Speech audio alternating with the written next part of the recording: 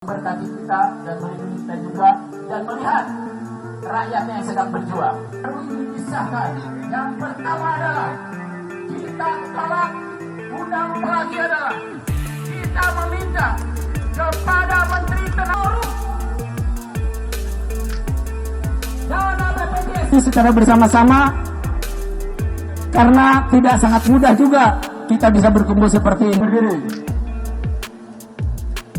Kawan-kawan peserta aksi KSPI Nusantara berdiri, masuk ke dalam menjaga.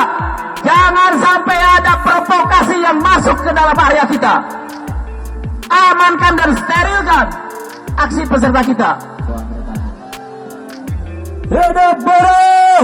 Namun demikian, dari catatan bidang ketenagakerjaan Partai Keadilan Sejahtera, justru pekerja atau buruh Indonesia yang jumlahnya sangat besar tersebut ternyata tidaklah diposisikan penting dan tidak dikedepankan oleh pemerintahan Jokowi.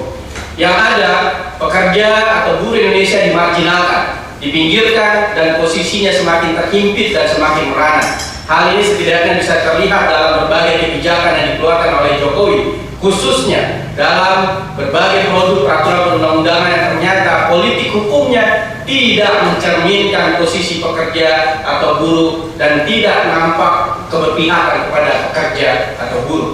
Di momentum May Day 2023 ini, bidang ketenagakerjaan di PPKS juga menyatakan sikap dan mendesak Presiden Jokowi untuk 1. Mencabut Undang-Undang Nomor 6 Tahun 2023 tentang Cipta Kerja.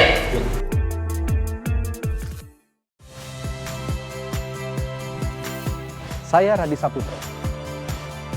Saksikan program-program Kompas TV melalui siaran digital, pay TV dan media streaming lainnya. Kompas TV, independen, terpercaya.